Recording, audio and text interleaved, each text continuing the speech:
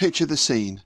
You're sitting having a nice cup of tea in your strong fortress, and the lookout shouts from the walls, "There's a load of orcs turned up outside." Yeah, that's okay, you think. We've got thick walls, we've got big strong gates. We'll deal with those in a bit. All of a sudden, these spectral figures in tattered robes appear. They just walk through your gate as though it wasn't there and start attacking your guards. Well, that's enough to put anyone off their tea, isn't it, really? Yes, today on Dragon's Teeth, we're catching up with the latest events in the Bane Wars campaign.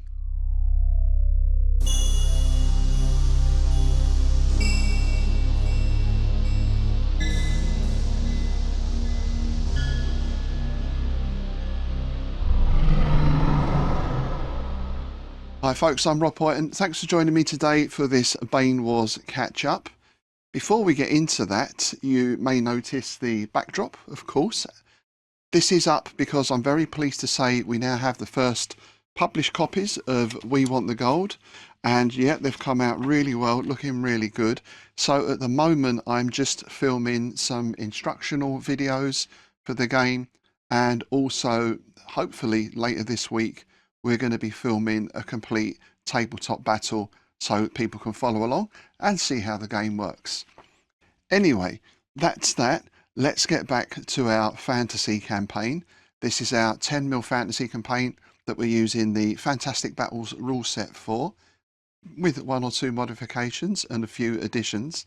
And as you may remember from last time, I said we were in a position where I think there was going to be trouble, and I was right. So over the last two turns we've had two, I suppose you call them large-scale skirmishes or small battles perhaps. Funnily enough, both in very similar situations, both involving an assault on a wall and a gateway in particular, because of course the weakest part of any fortification, whether that's an actual fort or whether, as in the other case, that's a wall across a mountain pass, the weakest point is the gate, so that's where you're going to concentrate your attack. Let's look first then at the Bear Clan, our humans up in the northwest. They've got a fort pretty much on their border, and there's I suppose what we could describe as a roaming band of orcs who have been wandering around that part of the map, and they've found the fortress. Now, they're not a huge force, they're what we call a medium force. And just to remind you again, the way we're classifying armies in terms of size for scouting and spying is a small force is a few units, a medium force will be 300, 500, 600 points maybe from the Fantastic Battles rule set, and a large force is going to be your sort of 1,000-point plus army, your main army. Obviously, the larger a force is, the more difficult it is to conceal. So, the players have this choice. They can split into lots of small forces, have a good scout around the map, and have a reasonable chance of staying hidden, at least in the forested areas. Or they can go for one big army, everyone knows where it is, but not many people are going to get in its way and try and stop it unless it's another big army. So we've got this small to medium group of orcs wandering around, and they've come up to the human fort. As I said, this is on the sort of Bear Clan borders really, and the rest of the Bear Clan forces are out doing stuff, so they're deeper into the Bane. That means that this fort, although it's quite a strong fort, is very lightly defended. I think there's only like 2 or 3 units in there for defence. Now, this orc force had a couple of aces up their orcish sleeves. They had Mother with them, who is their chief shaman or druid. So they've got a pretty high level magic user with them. And through circumstances that I can't go into, because of course a lot of this is still unknown to the other players, they also brought with them some units of wraiths, spectral humans. And it just so happened that these wraiths, for particular reasons, were more than happy to help infiltrate into the human fort and assist in its capture. So that's how this played out. I just ran it as a little skirmish here. We had the walls manned by the human defenders, some archers. Most of their forces were up on the walls because they're thinking, look, the orcs haven't really got siege equipment. They've built some ladders. That's pretty much it. They're not going to be able to rush the walls because we've got all our archers on the top. Then, of course, they didn't count on the Wraiths, who happen to have the trait of incorporeal. Now, one of the great things about Fantastic Battles, if you haven't played it, is you build up your army from scratch and you can assign units various traits. Of course, this will have an effect on the points value.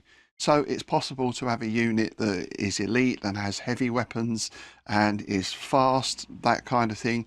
But, you know, you're probably going to almost double the point cost of that unit doing that. Anyway, these Wraiths have the incorporeal trait, which means they can pass through solid matter like the ghosts that they are. The archers up on top of the wall then were rather disconcerted to see these, I think it was 4 units of Wraiths just come floating, charging. Can you float and charge at the same time? It's a floating charge. And they thought, well, they're just going to bump into the gate. No, they pass straight through it. And of course, they start fighting the few guards behind it. This means that the fighters on the wall now have a decision to make. Do they stay and watch the orcs, or do they go down and help their comrades who are outnumbered fight these spectral attackers? They chose to go down and help to fight inside the gate, which leaves the walls clear of archers pretty much, which gives the orc units the chance to charge in. The ladders go up, the orcs follow, and hey ho, before you know it, the fortress is taken. Now, as always in these type of actions, there were some who managed to escape. Basically, the units in the fort made a last stand in the courtyard. That gave a few of their number a chance to slip out through the postern and head down to the village down south, the human village, to get word out the orcs are attacking. However, the survivors in the fortress were all taken prisoner. Who knows what their fate is going to be. That's all over to the west then. If we pan across to the east, where we have the volcano setting. So this is a rather odd triple peaked volcano in a valley, and there's an old tower and some other bits and pieces around it. I'll get onto the lore a little bit later. We have the vampires in charge there. Now, the entrances to this valley are guarded. One is guarded by a tower and a small fortress, as I mentioned. The other, the southern pass, has a wall built across it. It is this wall, with the gateway in it, that the fire elves wanted to get into. So there's been this back and forth between the vampires and the fire elves. The vampires said, sure, you want to come and see the volcano because this is the rumoured birthplace or the spawning place of the dragon eggs. The fire elves are big on their dragons. They've actually got a couple with them. The vampire said, yeah, sure, we'll allow your mage to come in and a couple of people with him. The fire elves wanted to bring a few more people than that. They basically wanted to bring their whole army in. Naturally, the vampires weren't so happy about this. Various things that went on, including the decapitation of the vampire diplomat, the Baron. So he's gone. The fire elves turn up, knock on the gate. The vampires say, no, you're not coming in, and a battle ensues. The fire elves, they've got a big army here. They're well equipped. They've made a camp in the village just at the opening of the pass. They've spent some time building siege engines. They've got some ballistae and that kind of thing going on. They've got a couple of siege towers and ladders. But, you know, it's still a bit of a problem. The wall is manned with skeleton archers. They've managed to pop a couple of eagles over for recon. They can see there's a fair amount of forces behind the walls. Not as big as their army, perhaps, but nonetheless, this could potentially be a bit of a tough nut to crack. However, they have 2 aces up their sleeves. They have dragons, pair of dragons, and their mage comes to the fore, stands as close as he can get to the gate without being in bow range, and summons a fire elemental. The combination then of the dragons and a couple of eagles flying cover over the top, because one thing dragons are very good at is clearing battlements of archers. You know, it's like a strafing pass, and the fire breath and all the rest of it. Very difficult to do anything about that. You can get some missile fire back at the dragons. They're pretty tough. You can send up other flyers to attack the dragons, but the fire elves also have eagles protecting the dragons, so they're pretty much able to do what they want. Meantime, down on the ground, the fire elemental is merrily burning his way through this barred gate. So it's all going well for the fire elves. They're getting ready to come forward with the ladders and the siege engines. Then there's a distant peal of thunder from the north. Now, the weather up to now has been perfectly fine. It's a nice spring day, nice sunny day, which the vampires aren't so keen on, but, you know, they can cope. Suddenly from the north, huge dark storm clouds come rushing over the wall, over the pass, and this fierce thunderstorm develops. We get lashing rain and winds. We get lightning going off all over the place. You know, a good old proper gothic storm appears as if by magic. This grounds the dragons and the eagles. They can't get up under these conditions. Of course, it halts the attack, so everything is put on hold until this storm passes. A few hours later, the storm stops as suddenly as it began. We're back to a nice spring day. The birds are singing again in the trees, and the wall appears deserted. So, eagles and dragons take off, have a little look over the wall. It seems that the vampires have used the cover of this storm to pull their forces out of the volcano valley and are disappearing northwards. The overall result of that then is that the fire elves move in, and they have now taken control of the volcano. So those have been our two main battles. As well as that, there's been a lot of movement, a lot of spying and espionage and all the other bits and pieces going on, of course. Let's see the map then and take a look at the current overall situation. If we start at the north, we've got the main orc army is still sort of hovering around that bridge. We've got a bit of a standoff, I feel, between the orcs just to the north of the river there and the humans, the Bear Clan, who have a fortress at 10 and their sacred grounds at 11.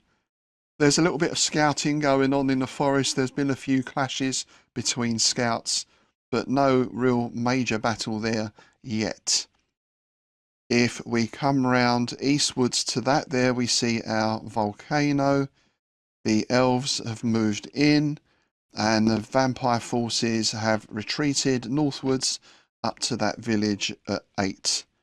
Now, if we come back westwards to 24, we've got a medium-sized dwarven force who have just popped up there. They're quite a long way from home. I don't think anyone's quite sure what they're doing there at the moment. And if we come across to 18, this is the Gargoyle Town. It looks like we've got another situation brewing here. We've got the Fire Elf and human forces who appear to have allied, possibly contemplating an attack on the Gargoyle Town. Just to the south of that, we've got vampire forces guarding the pass that leads into the plain on which stands the City of Ghosts, and there's a big vampire force there. If we pan across to the west, now the orcs, having captured the fortress, thought, well, we can't really do anything with this, so have withdrawn northwards with their booty. The humans have rushed up reinforcements to put back into that fortress. So long term, not too much damage done there. Yes, the fortress was captured, but it's now been retaken. The orcs have gone north, and the wraiths, no one's quite sure what happened to them. In the centre, at our big mining operation, we've got nothing really happening there at the moment. But if we come down south, we've got the fire elves are still holding the dwarven fortress. Now to their south, we have a large human army. This has come up from the fortress from the south, and this is a tribe or a clan known as the ICC. Rather strange, mysterious people. The fire elves have had some dealings with them. The dwarves have had some dealings with them. And it seems that they have some sort of arrangement or agreement going on with the vampires, because we have the large vampire army has built a bridge at this point, has crossed it, and is now camped outside 37, which is the City of the Spiders. So basically, the vampire army and the ICC army switched places. There's obviously some sort of agreement between the two.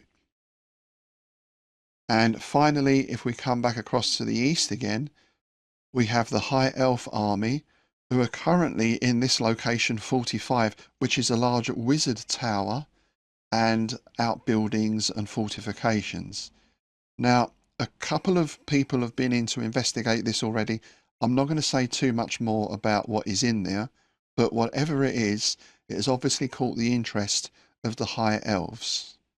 And this brings us around nicely to that idea of the lore that I mentioned earlier. So the basic outline of history, as you'll know if you've been following, is that many generations ago there was the Bane War, some sort of confrontation between the various tribes and clans within this area. That resulted in a huge magical apocalypse. Certain types of magic or magic were unleashed that basically rendered the area uninhabitable. So the nice thing is this lore has been developing as we go along, and what's happening now is the players are starting to uncover the history of the Bane Wars and how and why things happened. Now, of course, different leaders, different players are discovering different things, so I can't cover everything in detail just yet. But one thing that is emerging that pretty much everyone is finding out is that pre-Bane Wars, most of this area was ruled by 3 elven families or 3 elven houses, and they can be loosely translated as the House of Fire, the House of Earth, and the House of Air. For some reason, it seems that some dispute arose between these 3 families. One thing led to another, and, well, it ended in this cataclysmic conflict. One thing that is coming out, because now some of the players are discovering ancient libraries within towers or within cities, that kind of thing, they're able to get this information back to their lore masters. One thing that is emerging is something about a prince of the House of Fire Elves and a princess of the House of the Earth Elves. Some kind of dynamic or situation that developed there. That's as much as we can really say at the moment without giving more away. But it's interesting to me to see how this has gradually developed, really mostly through what the players have been doing.